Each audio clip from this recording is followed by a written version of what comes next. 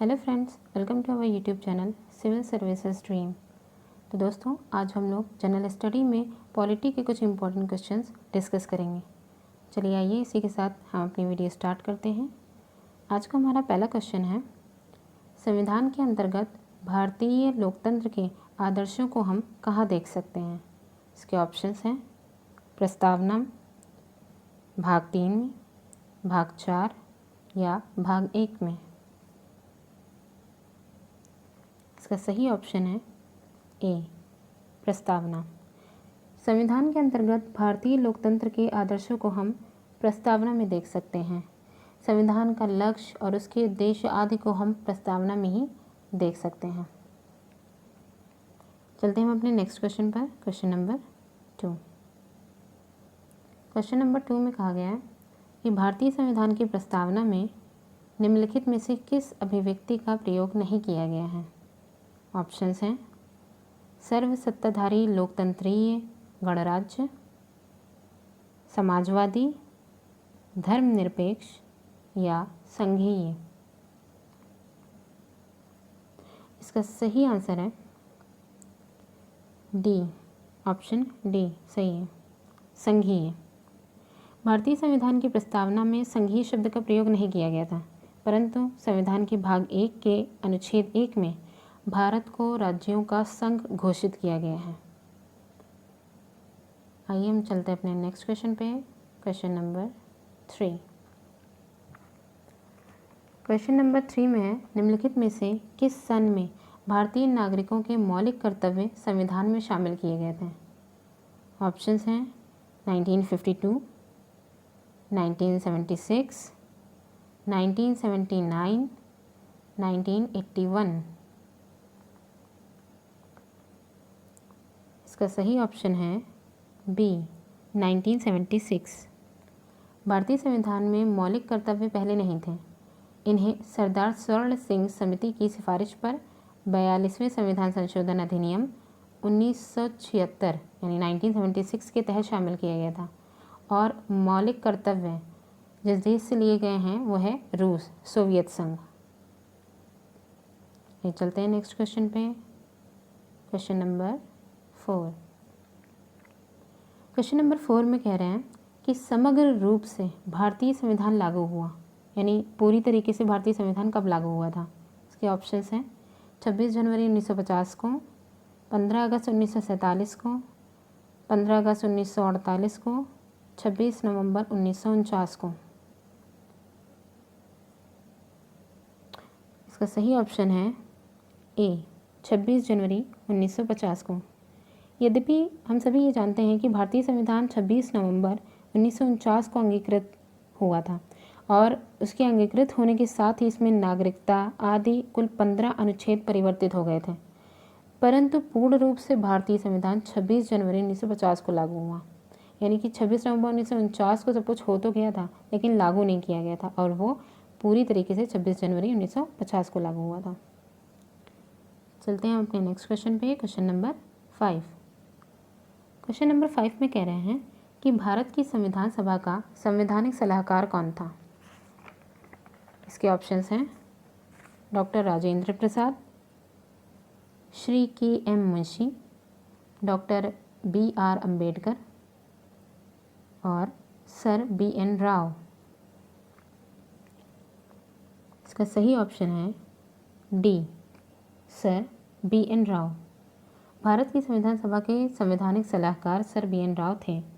संविधान सभा की पहली बैठक जो हुई थी वो 9 दिसंबर 1946 को हुई थी, और जिसमें सच्चिदानंद सिन्हा की अध्यक्षता में ये हुई थी।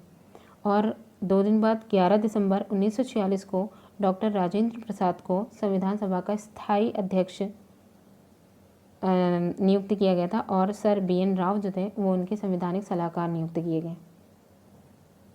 चलते हैं नेक्स्ट क्वेश्चन पे, क्वेश्चन नंबर 6। क्वेश्चन नंबर 6 कह रहा है कि निम्नलिखित में से देश का सबसे बड़ा कानून कौन सा है। इसके ऑप्शंस हैं भारतीय दंड संहिता, आपराधिक प्रक्रिया संहिता, भारतीय संविधान या सिविल प्रक्रिया संहिता। इसका सही ऑप्शन है सी, भारतीय संविधान। देश का सबसे बड़ा कानून भारतीय संविधान है और यदि कोई भी नियम या फिर कानून संविधान के विरुद्ध पाए जाते हैं तो सर्वोच्च न्यायालय यानी सुप्रीम कोर्ट उसे शून्य घोषित कर सकता है। इसलिए जो देश का सबसे बड़ा कानून भारतीय संविधान ही है। चलते हैं नेक्स्ट क्वेश्चन पे, क्वेश्चन नंबर 7। क्वेश्चन नंबर 7 में है कि निम्नलिखित में से वह देश कौन सा है जिसका राज्य अध्यक्ष वंशानुगत उत्तराधिकार की विधि के अनुसार पद ग्रहण करता है। ऑप्शन है इसके चीन, श्रीलंका, फ्रांस या जापान। इसका सही ऑप्शन है डी, जापान। जापान में आज भी सर्वोच्च सत्ता यानी पूरी कंट्रोलेंस जो है यानी पूरी सत्ता जो है वो सम्राट यानी राजा के पास ही होती है, जो कि वंशानुगत उत्तराधिकार की विधि द्वारा पद ग्रहण करता है। और वहाँ शासन व्यवस्था का पूरा संचालन जो है वो प्रधानमंत्री के नेतृत्व वाली लोकतांत्रिक सरकार द्वारा ही किया जाता है। चलते हैं हम अपने नेक्स्ट क्वेश्चन पे, क्वेश्चन नंबर 8। क्वेश्चन नंबर 8 में है कि निम्नलिखित में से किस देश में लोग संविधान का संशोधन करने में भाग लेते हैं, यानी कि उस देश के लोग संविधान संशोधन में भाग लेते हैं।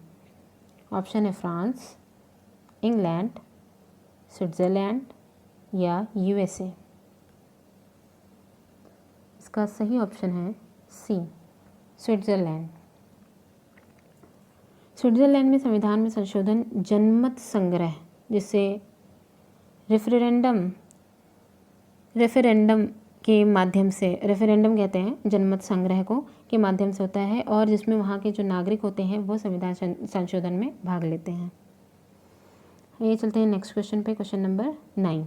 क्वेश्चन नंबर 9 में है कि संविधान में कौन सा भाग नागरिकता के प्रावधानों से संबंधित है, यानी जिसमें नागरिकता के बारे में कि किसको नागरिकता मिलनी चाहिए, किसको नहीं मिलनी चाहिए, कौन भारत का नागरिक है, इसका प्रावधान दिया गया है किस भाग में।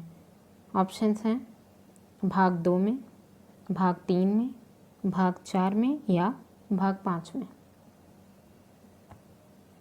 इसका सही ऑप्शन है ए, भाग 2 में। भारतीय संविधान के भाग 2 में नागरिकता से संबंधित प्रावधान दिए गए हैं और इसमें 5 से 11 तक अनुच्छेद शामिल है। आइए चलते हैं नेक्स्ट क्वेश्चन पे, क्वेश्चन नंबर 10। क्वेश्चन नंबर 10 में है कि संविधान की किस धारा के अंतर्गत कोई भी व्यक्ति मूलभूत अधिकारों के हनन का मामला सीधे उच्चतम न्यायालय यानी कि सुप्रीम कोर्ट में उठा सकता है। तो इसमें ऑप्शंस हैं धारा 32 में, धारा 28 में, धारा 29 में या धारा 31 में। इसका सही ऑप्शन है ए, धारा 32। भारतीय संविधान के अनुच्छेद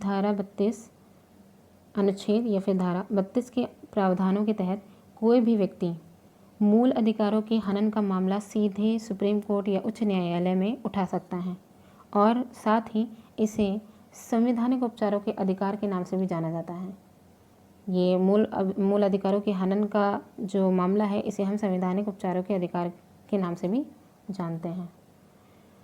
इसी के साथ आज की हमारी वीडियो समाप्त होती है। आपको वीडियो कैसी लगी कमेंट करके ज़रूर बताइएगा। धन्यवाद।